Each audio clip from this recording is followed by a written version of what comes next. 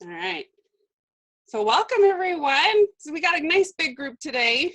I'm Diana, if we haven't met before, and I am the Quality and Professional Development Coordinator for the Idaho Out of School Network. I believe most of you probably have met me or heard my voice before. If not, welcome, that's who I am. You're here with the Idaho Out of School Network, and today we're talking about behavior, which is probably our #1 requested training. We cannot see me. They said they could see me earlier. Is anyone else having a hard time seeing me?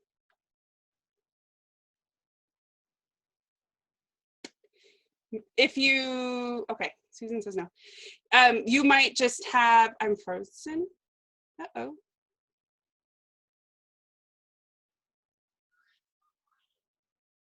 Alrighty.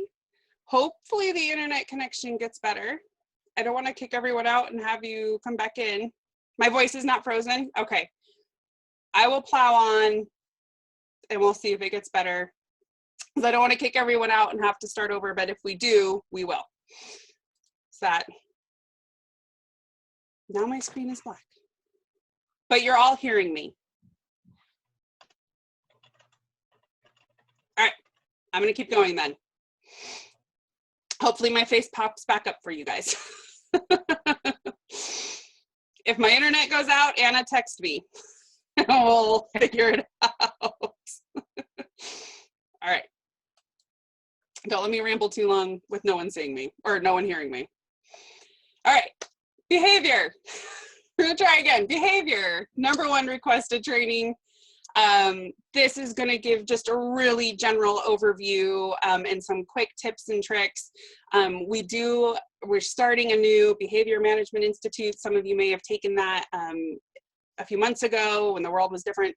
And we'll hopefully open that again in like November, December for the next year. So keep an eye out for Behavior Management Institute, and I'll show you where that is on the website later. And we'll talk about that, but for this training, just know that we're covering the basics. So it says my internet connection is unstable, so that might be what's going on.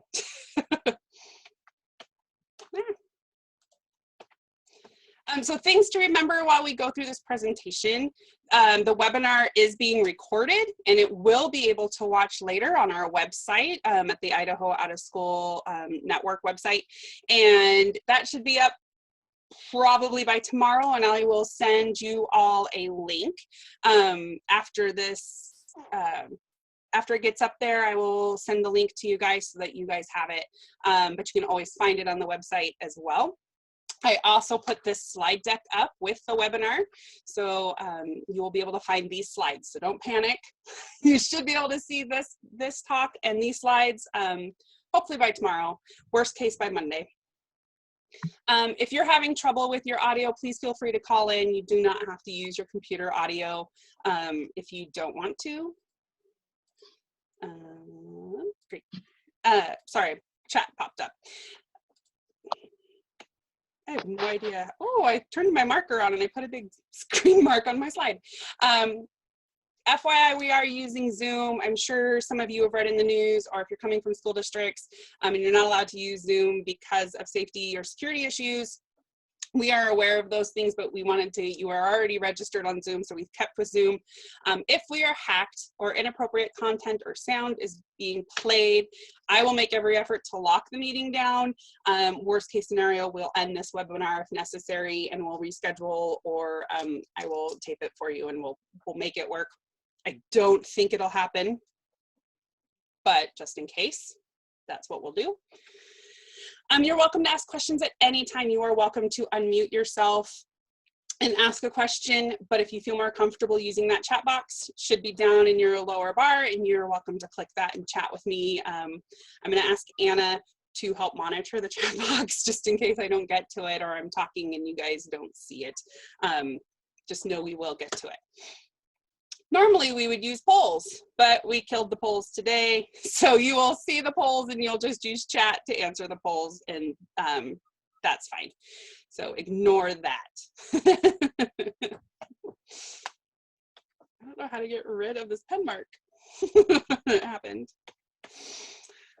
Sorry guys, there's gonna be a pen mark. I don't know how I did that, and I don't know how to get it off. Erase, can I do that? Ah, there you go guys, look at that. So here's that poll that I was talking about. So I'm just gonna have you guys answer in the chat box if you would like. Just curious why you guys are here today. You're either gathering information for colleagues and employees, people other than you. You're gathering information for yourself, or you are stuck here and you had nothing better to do, and so you're hanging out with me. I appreciate any of these answers. Oh, good, most of you, okay. Someone else. Most of you look like you are here for yourself and maybe a little bit of gathering information. That is fair, Janice, that you here for all those reasons. Awesome. Good, I'm glad you're all finding the chat function. Oh, good. Good, Scott. How do I turn annotate off, you guys? Look at it, I did this again. Erase. Dun. Mouse. Dun. There we go. It's just hopefully like that fixed kids it. are in the room.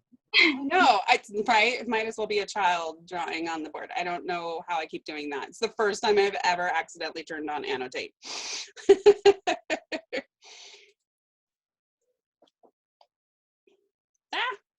All right, we're gonna move on. Cool. So glad all of you guys are here today. Let's go over some webinar expectations real quick. I'm going to do my best to end on time, but I will be available. I can stay on the call. There's a lot of you, and I know some of you might end up with questions, or you might want to talk for a minute, and I can stay on the call after that and do that with you guys. But we'll try to end content on time. We're running a little behind because of the technical difficulties at the beginning, but I will do my best to catch up.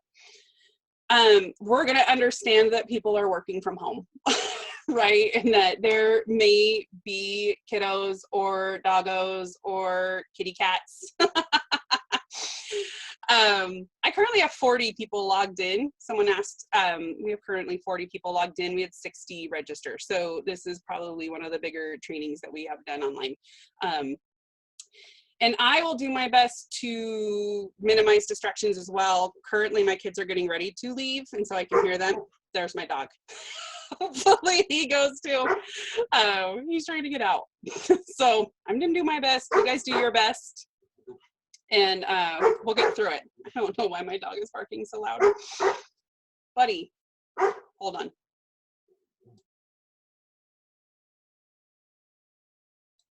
Hopefully that fixed it. We're going to stay positive. We're going to remain open to new ideas. Some of this is going to challenge you. Behavior is always a really hard topic to talk about. And so we're just going to do our best, right? And you guys, if you have questions and you need clarification, ask them. You can ask them in the chat. You can unmute yourself and ask me. You can wait till the end and ask me, but please seek clarification when you need it. All right? I don't want you to get to the end and go, none of that made sense. That would be terrible. I don't want you guys to be there. Every time I do that, I get out of here. Success depends on participations. You guys are already participating. Please stick with it. I'm hopeful. And if you participate, then everything gets better, right? So our agenda today, we're going to talk about behavior challenges. We're going to talk about rethinking those behavior challenges. And sorry, chat's popping up. Just a few things I want you to remember when we're talking about behavior. We're going to get into those tips and tricks. Those are the things that you're here for, right? And then we're going to talk about resources, because I'm really hopeful that you guys jump on our website and find some things that are useful for you, okay? Let's pull this up. I'm just curious what your role is in your organization, because there are some new people whose names I don't recognize. So do you design youth programs, deliver youth programs, deliver and design youth programs? You're just here because you're quarantined. You do nothing and you're just wanting to listen. Go ahead and put your answer in the chat and we'll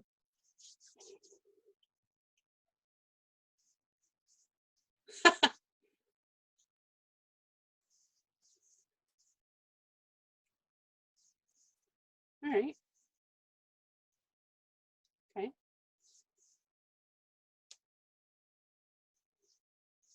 So it looks like a lot of you, oh gosh, hi Santa Clara Unified School District. I didn't realize, Martha, that's where you were from. That's amazing.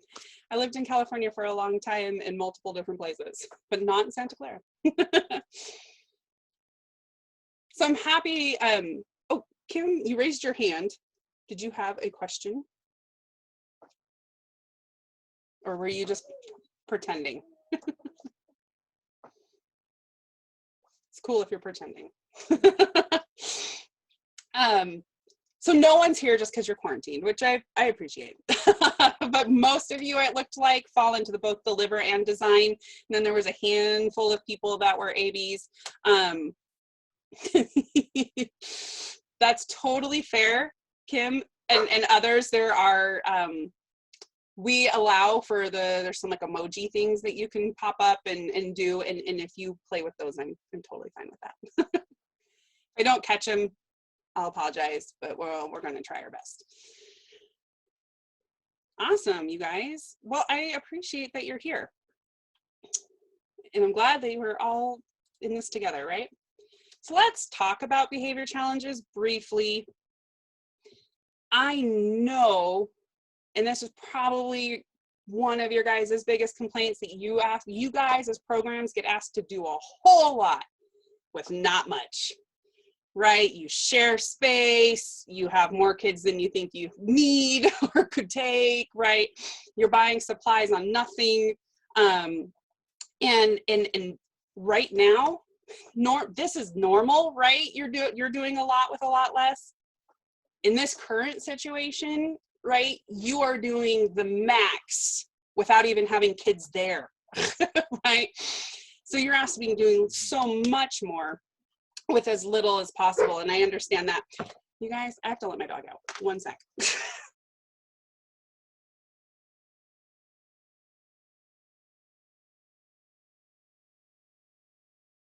Flaw in having my own office is that we have the dog door in the office. So I apologize. You guys are you're doing so much, but that becomes a behavior challenge, right? You don't have necessarily all of the things and all of the equipment and all of the people that you would want all the time. And so that's really fair to feel that way. Ugh, come on. You guys, programming, especially out of school time programming, you deal with multiple age groups, multiple ethnicities, multiple identities, multiple cultures. Social skill levels are not the same amongst all of your children, right? And all of those people, and even in your staff, I would argue, right? And so all of those people coming together create or can create behavior challenges, right? We know that. You guys are asking to manage youth with varying behavior problems, and some of those behavior problems are severe, right? And probably more so than in school, because you don't, going back to that first point, you don't necessarily have all the resources that schools have. Deep breath. You guys are doing awesome. Really, you are. Those behavior challenges, though, they have an impact, you guys, right? More than 30% of providers leave the profession due to youth discipline issues, right? It's burnout, and it's hard. It's really hard. That's why we're here, right? That's why behavior is my #1 requested training, is because of this, right? I'm sorry, Susan, that you understand that. That you feel that, probably deeply. Right? Problematic youth behavior can consume more than 50% of your time. It shouldn't, right? And if that's happening, you call me, email me. We will help you. I want to help you. We want to be here to help you. But if you find yourself, hey guys, stop, right? And that's taking up the majority of your day and you're not getting to all the cool fun stuff that you want to do, right? Let's rethink the plan, right? Shouldn't take more than 20% of your day, right? Oh, did you guys lose me? Can you guys hear Diana? I can't any longer. Oh, there's, I have some hearing and some not. okay, no, we can. Diana, it's Lori. I can hear you, but I'm called in on phone audio. I'm back hearing you, Diana. Okay, thank you for letting me know, Anna. We'll sometimes just pause, maybe. My internet will just catch up. Where it cut off for me was you were talking about having to say like stop, like stop, kids. Like that's kind of where it was. I don't know. Anyway, that's where you were at. Okay. I was just explaining that if you're spending a lot of your day telling kids to stop or knock it off, right? Don't do that. Then we might need to rethink your behavior plan, right? And we can figure that out. Yeah, go back. Cassidy reminded, and we talked about this a couple slides ago. If you're having trouble on audio or you can't hear me, you're welcome to call in, and sometimes that will help. So I don't want to have everyone log back in, so hopefully we can get through this.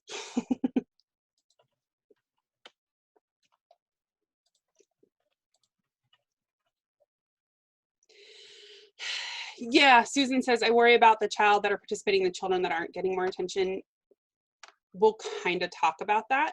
And then if I don't address that, Susan, you're welcome. We can stay on and chat, or we can set up time to chat.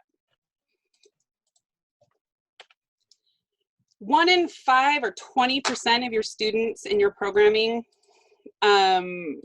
probably are in need of a mental health service that they're not receiving.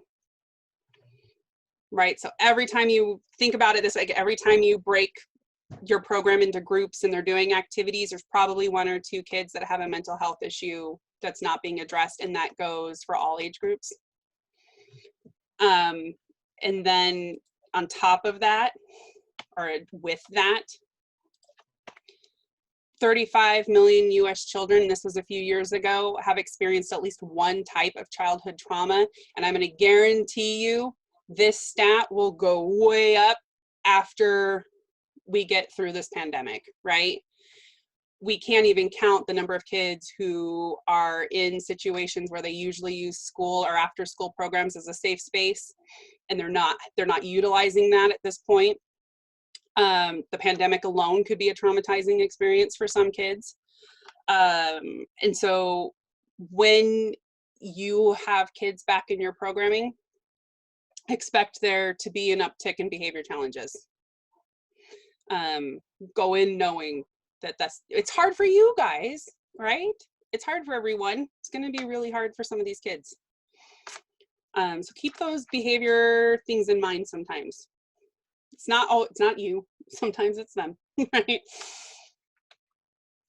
If you don't watch The Good Place or you haven't, you should. Am I frozen? Or are you guys good?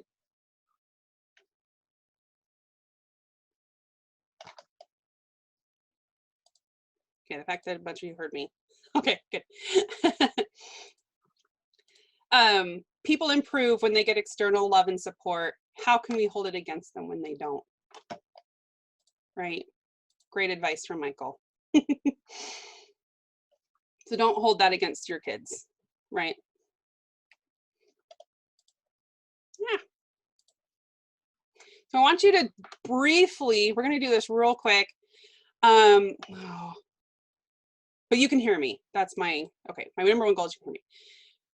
I want you to reconsider how you think about behavior for just a minute.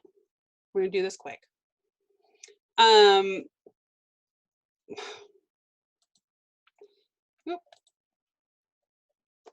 want you to think about how we treat academic problems versus how we treat behavior problems, right? Because you're working with school-age kids. Oh, dang it. So I'm going to put it up in a grid, and we're going to kind of look at it.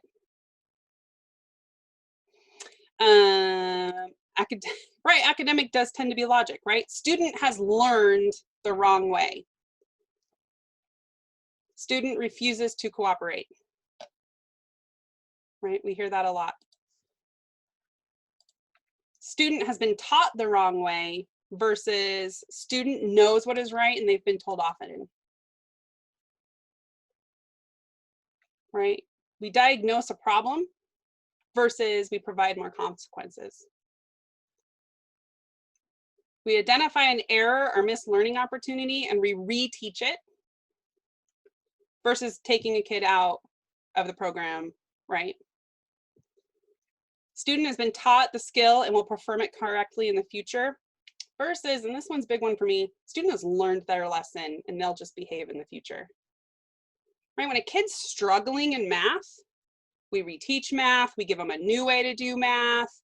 If they're continuing to struggle, we will look for a reason. Maybe they're having problems, maybe they have ADHD, maybe they're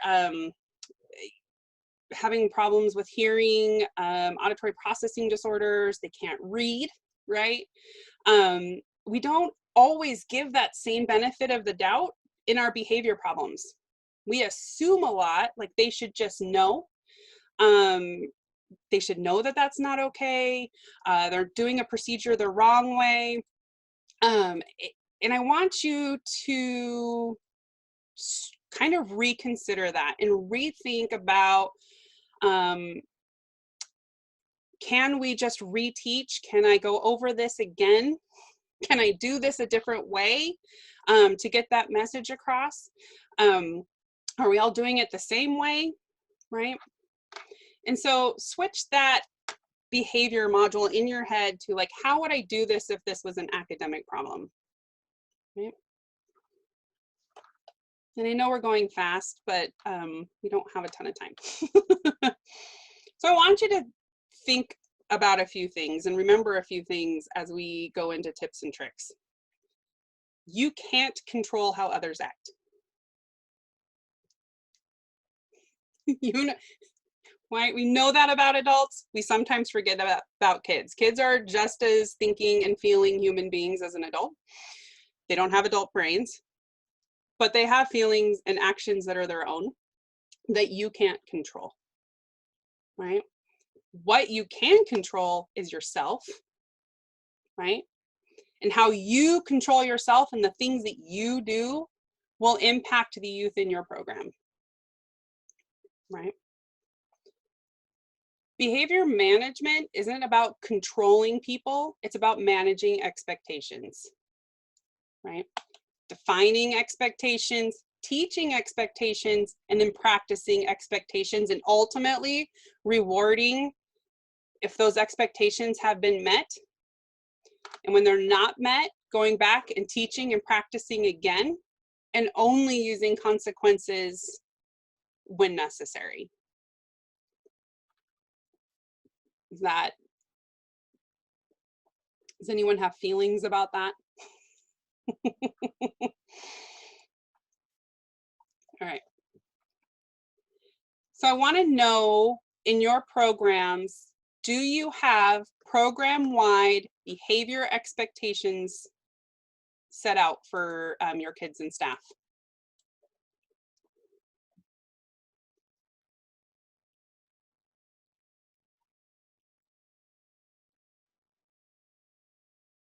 Okay, there's one. Most of you are saying yes.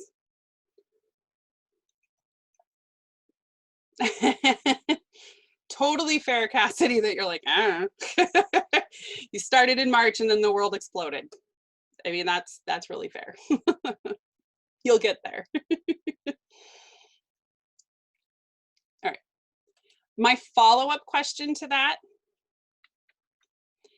is, if you have them, or even if you're unsure you don't have them, are students and staff, and I say students and staff both, taught them explicitly, like you go over them, go over those expectations in your program.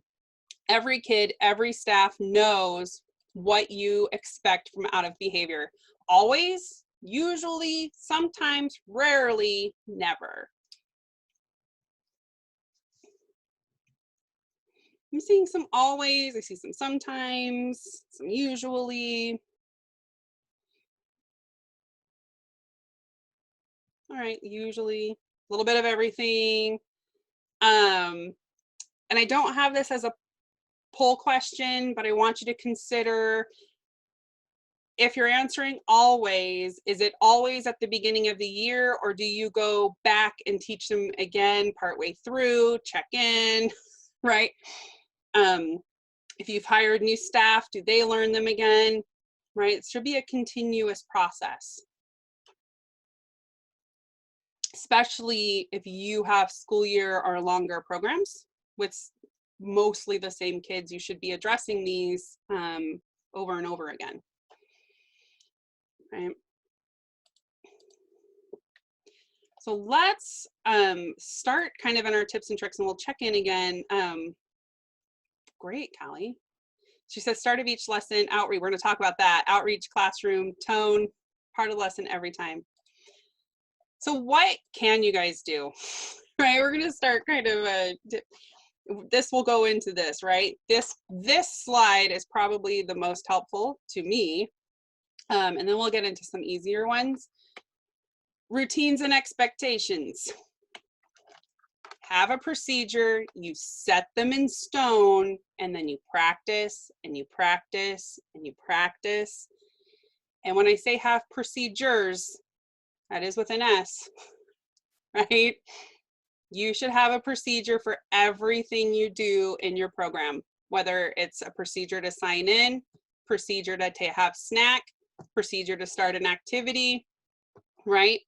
And these procedures are not things that you discipline for, right? If a kid doesn't sign in, that's not a discipline issue, that is a practice issue, and we teach and we practice it again. Oh, did you guys not see my slide change? Uh-oh. Uh-oh.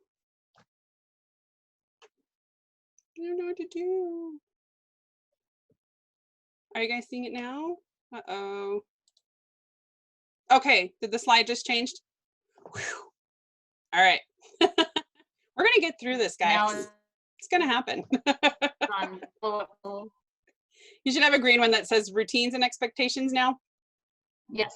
Awesome. And now you should have a bullet that says have procedures, set them in stone. No. Yep, now. Now it's up. It's coming up. It's just delayed, I think. Just taking a while. Zoom's having a day today. Gonna get through it. All right, guys. Yeah, it's just delayed. So I'm gonna keep talking. So what I was saying was procedures, you set them in stone, and then you practice and you practice and you practice. And let's say you have that kid that does not sign in, right? That shouldn't become a behavior issue or a discipline issue. That's you're gonna go back and we're gonna do it again, and we're gonna do it again and again and again, right? Until they get really tired of you teaching them to do it. And then they will hopefully do it. And I add this onto the list of procedures, is to create a procedure and what to do when participants in your program disagree about something or when they don't get along, right? Set that up day one. If you guys don't agree or you're disagreeing on something and you don't get along, right? This is what we do. We can choose one of the following options. Get a teacher, right? Vote. You can set up a procedure, but they need to know all the way up from kindergarten through high school, and that rule will change, obviously, as they get older. But set that up early. What do you do when you don't get along with somebody? This is a quick one. Hopefully it's changed for you. I'm going to talk about it, and it'll pop up when it pops up. Attention signals. Again, practice, practice, practice them. Practice them throughout the year. Expect students to respond to you every time. And it doesn't matter what kind of attention signal it is. But it can't be guys. Hey, guys. Guys, everybody. That's not an attention signal, right? If you get a good attention signal down and kids are responding to you, right there, that'll take a lot of behavior out for you. Create an emergency signal that's totally different than your regular attention signal, right? That should be the one that is stop and drop everything there's an emergency. Because if you're clapping and waiting for people to clap at you, or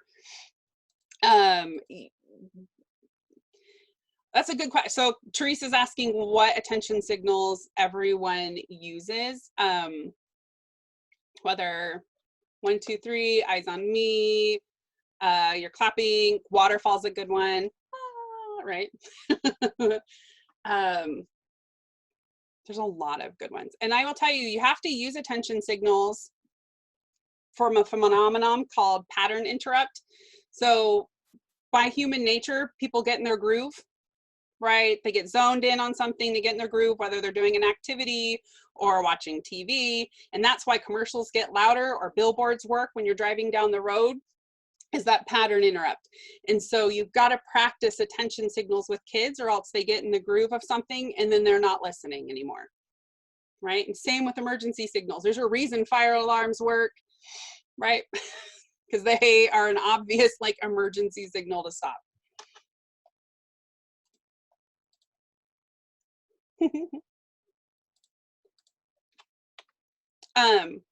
Someone mentioned this earlier. You state your expectations every time you start an activity, right? Every time.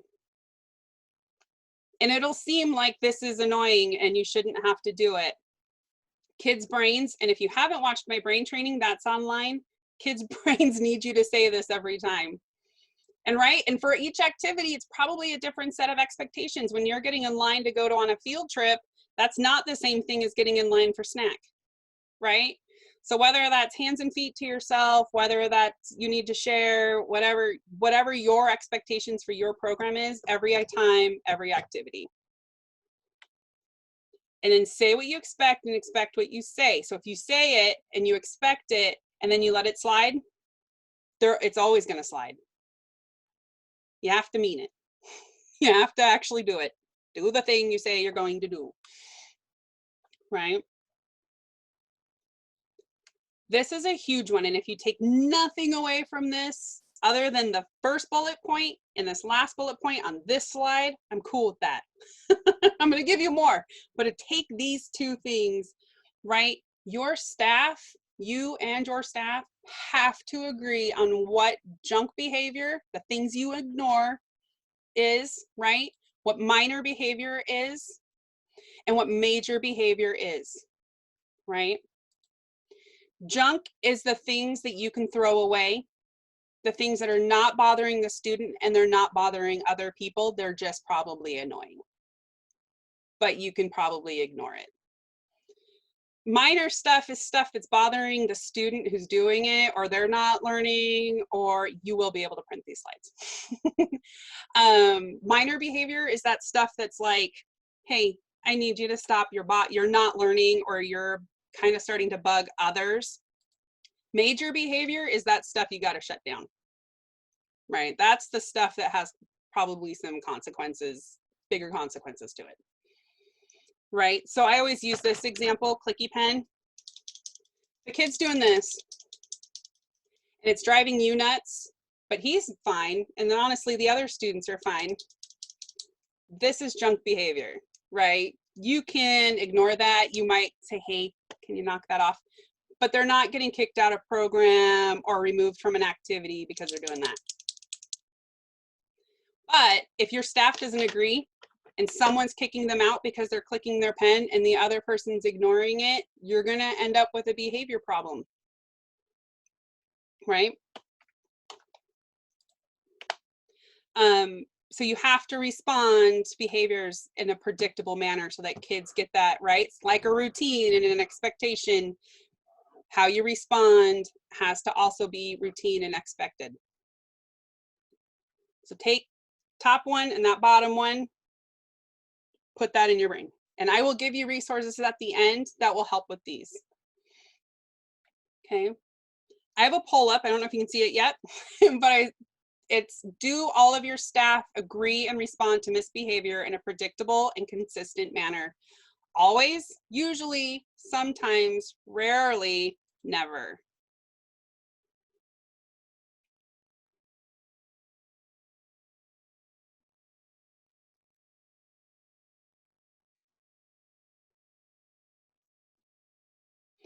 So whereas we were saying most of you have expectations that are taught to staff, here you're saying response to that by your staff usually is in the usually to sometimes category, right? And so maybe some time needs to be spent discussing that in your programs with your staff. This is a good time when you may not have students to work on this, and getting on board with what are we throwing out as junk, what's minor, what's major, and how are we going to deal with it. All right. So let's go with some more fun tips and tricks, right? Know your kids. Know your kids. That's a pretty easy one, right? Learn their names. And if you have a drop-in program, it might be worth even having name tags that they wear at the door. It's really, really important. And think about when you yell someone's name, right? That's almost always more impactful if someone's yelling, "Hey, Diana," than just, "Hey," knock it off, right? So know your kids. You have to know their names. That's like a step one kind of relationship building. Be aware of their attention spans. You're going to have kids that are really good at paying attention and like diving into something and being there with it. And you're going to have the kids who are just like, nope, not happening. You've got 10 minutes and then you need to move on. And that's fair if you know going in that that's going to happen, because then you can plan for it, right? You can't expect everyone to have the same attention span. We probably don't in this meeting, and I bet if I scrolled through all the pictures, some of you are doodling or drinking coffee or whatever, and some of you are intently watching this presentation, and that's gonna be normal. That's fine. Here's this one that a lot of people forget is learn how your kids respond to praise and sarcasm and correction. Because you're going to have kids who love to be praised in public and they want all the praise in public. And then you're going to have that kid who's like mortified that you said good job to them in front of their friends, right? And that's same with correction. You're going to have kids that are totally fine with you saying, "Hey, don't do that," in front of everyone. And then you're going to have that kid that needs to be pulled to the side and you're going to say, "Hey, you can't do that," right? And you need to kind of figure that out amongst your kids. And then sarcasm is a really tricky one. When in doubt, don't use sarcasm. That's a hard one for me. Super sarcastic person. And if you know your kids really well, you're gonna know which kids trade sarcasm like gold and which kids do not, right? But when in doubt, don't use it. If you have some of those kids that are really good at it, you can filter that in. You have to figure that out for yourself, because if you're using sarcasm a lot and your kids don't get it, right, they're going to think you're making fun of them or being mean to them when you don't mean that. Here's a big one that we kind of just forget a lot is if you're bringing out new stuff and then you say don't touch it, you've immediately invited problem behavior, right? Because some kid's gonna touch it and want to do it. So I always like get that out of the way. Like, here's the thing, here's the balls. You have 10 minutes to just do whatever you want with the balls, and then we're going to rein it in, and then we'll do the activity, right? And some of these are going to be really simple, and they're just reminders for you guys. You're already awesome providers. I'm not worried about that. So they're just like, oh yeah, I forget that sometimes. Work side by side instead of face to face. That's one that we kind of forget is a really, really useful tool. Have you ever had a really great conversation in the car because you're sitting next to each other? Or if you're taking kids on a field trip and they're taught, that's the time to talk to kids, right? It doesn't feel like an interview. You can ask people more things sitting next to them than sitting in front of them face to face. It's a very American culture to want people to look you in the eye. And that's not always a great way to get people to talk to you. And it's not always a great way to know that people are telling you the truth even, right? So side by side often gets better behavior than face to face. Sensory needs. I guarantee you, you have kids, period. You have kids with sensory needs. Every program does. And I would challenge you with sensory needs to know what is you and needing control and what is the kids' needs. I used to teach before and after school reading and math to at-risk children. And I had a little girl that came into class. She was referred for math problems. She immediately went under a desk and I handed her her math worksheet under the desk. She completed it, handed it back. And I was like, you don't have a problem in math. You have a problem sitting at your desk in a bright classroom. But a lot of times the instinct by the educator is to force them to sit in the desk, right? And we get a lot of that feeling of everyone will want to do it. And I challenge that idea, and I want you to sit in that kind of discomfort for a second, because I challenge whether every kid would want to do it. Every kid would not want to sit under a desk. And if they do, because it's kind of uncomfortable and they're there, it's hard to see under there. If they do, then they probably have a sensory need that's being met. And so if you have a kid that's wiggling and you have a kid that is doing one of these a lot, and I'm shaking my head in case I'm frozen for you, or they're tapping that pen or they're clicking, right? There's probably a need that's being met. And I challenge you to look at yourself and saying, is this a control issue for me? Like I need them to stop clicking the pen, or is that for them?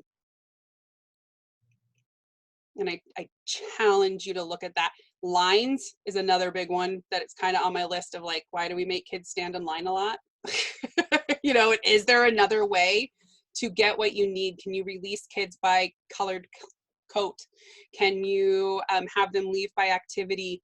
Do you need them to stand in line? Is there a safety issue that you need for them? And then explain that if it is, right?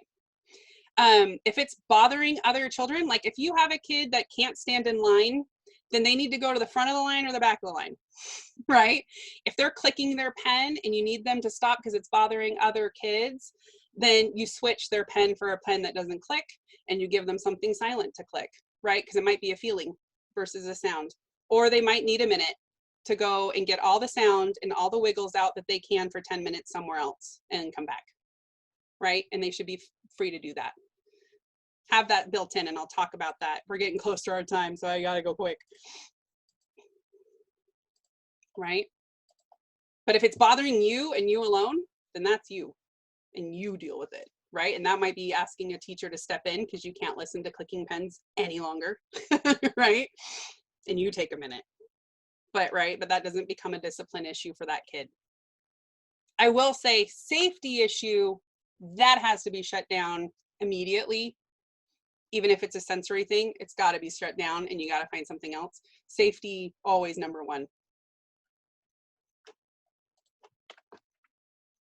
Giving directions and having discussions. This is a bad example because I'm going really fast, but normally with kids, you got to slow down. Sorry. Chat popped up and I got distracted. Slow down, especially when giving directions. And a great way to teach kids about listening to directions is having kids practice giving directions. This is a funny one to do. Like if you break them into groups and if you have older kids, they can give directions to a place, because I guarantee if we all picked a place and then asked someone to give ask 10 different people to give directions, they will tell you how to get to that place 10 different ways, right? They're all valid, but they're all different. The peanut butter and jelly sandwich challenge, if you haven't done that with your kids, is have them write directions to how to make a peanut butter and jelly sandwich, and then you practice using their directions. Guaranteed they'll miss a few steps because it'll seem really obvious, but it's also a really great way for you to remember that obvious directions aren't always obvious, right? Give choices only if you intend to honor them. right? That goes back to that expectation things. Kids need to know that when you say something and you expect something, that you're going to follow through with that. And the same thing is with choices. You can't go back and go, oh, I didn't think you'd choose that. Kids don't like that. Adults don't like that. But I want to emphasize that it's really important to teach kids how to make choices, right? We expect when they get older to make good choices, but sometimes we forget how to teach them that we didn't teach them how to make the good choices. That's a skill that kids have to learn, that adults have to learn. But you have to balance choices with practicality in your programs, and I understand that. And sometimes you might have to curate choices, right? You might already have to separate people into groups and then allow them to make choices, or you might have to go with a vote of like a couple of choices that you've already made for them. That's fine, right? It's not a free-for-all choice. It's teaching kids to make choices, and then honoring choices that are made, that you've allowed, right? That's all great. Provide really specific feedback to kids. Telling them they're like a hot mess isn't like really helpful. Maybe true, but not helpful. So if you're giving correction or praise, make it really specific. I love how you worked with others. I like how you helped that other kid. I noticed you working really hard on this project. That's really, really valuable. And then the same thing if you have to give correction. Hey, I hope that next time you do that, you can do this thing better or this thing a different way, right? So let kids participate in different ways, right? Use different ways to do the same thing, right? Can they sing it? Can they dance it? Can they read a poem about it? Make a poster over it, right? Learning something, here's a fun fact for you guys. I learned this I had a friend, a very close friend, who said you have to give the same message 7 times in 7 different ways. And that's based in scientific fact. It takes about 8 tries to learn something new, right? And if you can do those things, if you can learn that new thing in multiple different ways, it's going to stick better and be faster. This is the new thing I learned. If you've done something wrong and you have to relearn it, it takes 28 times. 28 times to unlearn something you're doing wrong and learn it a new way. So know that when you're looking at behavior, it's really hard to unlearn something that you learned wrong the first time. Jody, I feel for you on the new technology, right? It takes a while, right? So take the webinars, read about it, keep looking at it, and eventually you'll figure it out, right? Use kids as models and helpers. If you have kids, and I would say as older kids, put them in charge. Not even models and helpers, but like, this is your project. I want you to lead it. And for younger kids, hey, I saw how you created your wheelie gig. Can you show the class how you made that? And then they all learn from that kid, because sometimes they don't want to learn from you. They want to learn from their friends, right? Just like you guys do. You probably call your friends before you call, a stranger. Not that you're a stranger. Have kids respond in multiple ways, not just raise their hand to share.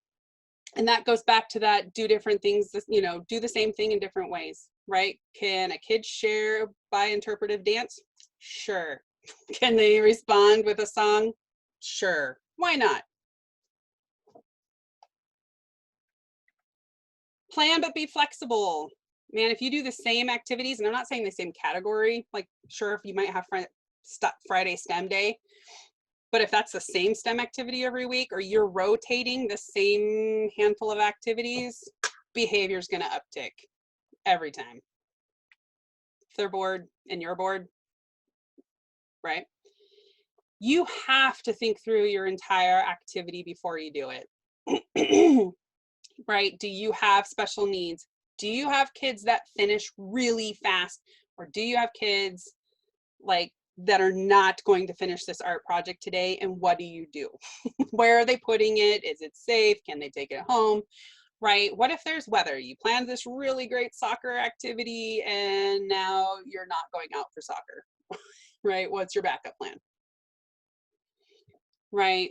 Think that through. Use your time wisely. If you're spending a lot of time setting up an activity or getting out things to do the activity, right, while they're waiting, the behavior is going to upswing.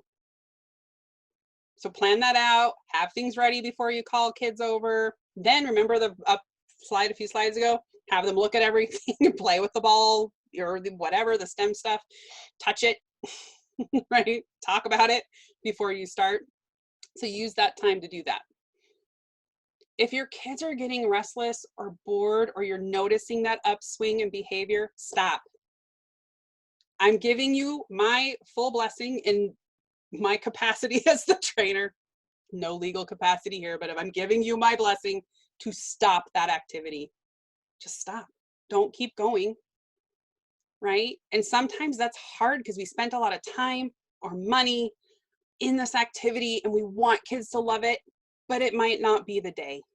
They had a lockdown drill, they've done ISAT testing all day, whatever it is, and they're not into it. Stop. Stop. I'm gonna give you that permission right now today. Stop it. Shut it down. Use proximity. I think everybody knows this one, and teachers probably instinctively do this, right? You have a kid's making a mess or being super loud or whatever it is, and you just happen to walk by them and this they settle down. Use that all the time. Same with that side to side, right? If you're in their world and they see you and you know their names and you know their parents, guaranteed that that behavior tends to come down. What can we do? We're running out of time, guys. Be your best self. This is a hard one, especially in today's world right now, right? Here's another challenge that I want you to sit with for a few minutes after this. And I want you to consider if you say no a lot, right? And I would challenge you to think, can I say yes more? Can I say yes way more? Right? And again, go back to that control issue for yourself versus the control for the kids. Because maybe you planned something out and then kids are like, can we play soccer? And your instinct might be like, no, I've planned this really cool activity. But if kids are way more into soccer, that might be the time that you go, yep, you guys can play soccer. And for those of you who want to do the activity, you stay here and we'll do the activity, right? But yes. And if you have to say no to something, can you say no, but? No, we can't play soccer today, but I'm adding it to the list and it'll be the first thing after snack we do tomorrow. Right? So that you're validating that you're hearing that request and that you understand what they want to do. Right? And just flip it. Like, why am I saying no? Again, safety, that's a no. Right? Nope, can't do the unsafe thing. Sometimes though, the unsafe thing can have a but. It can be, no, you cannot stack all the chairs into a tower because that's dangerous and they can fall. But you can stack this over here and see how many books you can stack into a tower and make it a contest. Did you want to stack chairs because you actually want to make a fort? We can work on that. No problem. You know, like, right? There can still be a no but a lot of times. Model what you want to see, right? If and you'll lose it. It's gonna happen. You're gonna have that day where you're like, I've lost it and I can't anymore. But what you model the next day is that you came back and you said, guys, I didn't handle that the way I wanted to. Right? So you can still model behavior that you want to see even if you've lost it. But just a reminder that if you're yelling, they're yelling, right? If they go high, you go low. If they get loud, you get quiet. Right? Keep that in mind. Be confident. They don't know any different. They don't know that you're not in charge, right? So keep that in heart, that you can, as confident as you can be, you get in there. Each and every day is a new day. You can start over, right? The next day, you can start over. Here's Michael again. What matters isn't if people are good or bad. What matters if they're trying to be better today than they were yesterday. And that's all you can do, right? Just try again. So resources, because this is what you guys want to know. I'm sure of it. We have a couple of really great areas on our website for resources. I'm going to take you to these in just a minute. First, we have that Behavior Management Institute that I was talking to you about.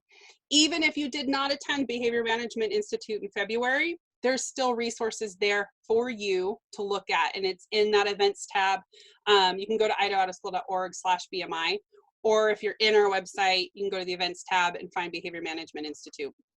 We also have our quality improvement system.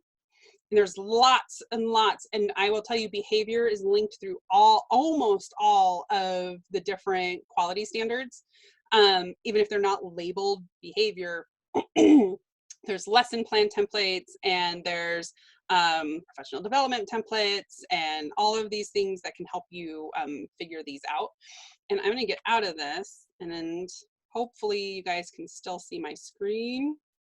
I'm hoping. Are we on the Idaho Out of School Network page? Yes? Hopefully. Yes. Yes, awesome. Yes, yes. So at the top here, under events is this Behavior Management Institute. That's where you want to go to find the behavior templates. Maybe. If you're in Idaho, our Behavior Management Institute had a really great introduction from the governor. Which is kind of fun to listen to. You can ignore these calls if you did not attend Behavior Management Institute. But right here, more information about positive behavior management. What you want is this examples and templates area. This first one's called a behavior matrix. And I know my voice, I think, is slowing down, or being choppy. I'm gonna let this get up. So you might already have these kind of program-wide or school-wide kind of handy-dandy, like the YMCA has honesty, respect, caring, and responsibility, or there's respect, responsible, safe, whatever it is. But here's these procedures at the top for your program. I know I'm out of time, so if you have to jump off, I totally understand, but I just want to show you a couple of resources and then I'll jump off too. Right, here's where you break down every single thing you do, and you say, being respectful looks like this when we're doing activities, right? When we're at snack, it looks like this. And this is a really great one right now when you may not have kids, to sit down with your staff or Zoom with your staff and figure this out, right? What are the procedures? What does this look like? Right, so everyone's on the same page, right? Because if you just make a rule that you can't run, that's not going to make sense when you're in soccer, right? So rules may expand or contract depending on what activity you're doing for that day. The other one I want you kind of look at is this continuum of consequences. I'm going to pause. Right? Here's that junk and minor behavior and the consequences for it and what that looks like. And this is, again, something that you want to work out with your staff so that you guys are on the same page when you're talking about what's junk and what's minor behavior, what's that major or possibly illegal behavior, especially if you have older kids, right, that you would shut down and how you shut that down, right? This one is a fun one to just look at, and I just recommend you reading it. What's the function of your behavior?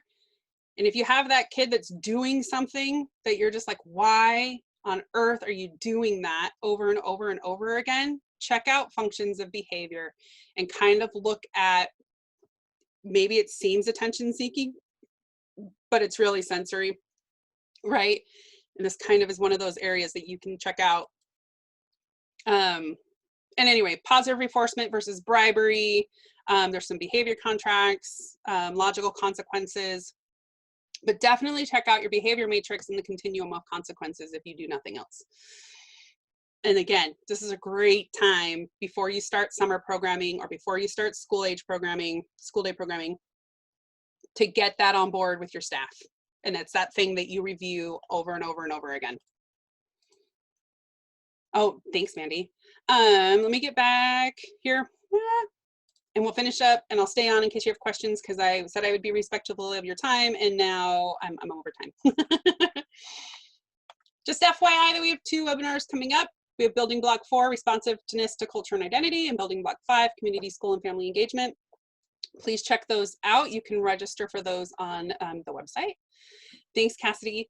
That's me. Shut it down real fast for you guys. I'm so sorry. I just want to be really respectful of your time and stick to my agenda like I said I would. I will remain on for a while if you want, and please, please, please ask questions or clarify, or if you have that kid that you're like, I need to talk to you about this kid, I know, we can do that. But if you need to log off, please do that as well. I appreciate you guys all being here with me today. Nowhere to go, right? That's what I'm like, my kids aren't back yet, so we're good. Thanks, Martha. Thank you for coming from California, or listening in from California. Thanks, guys.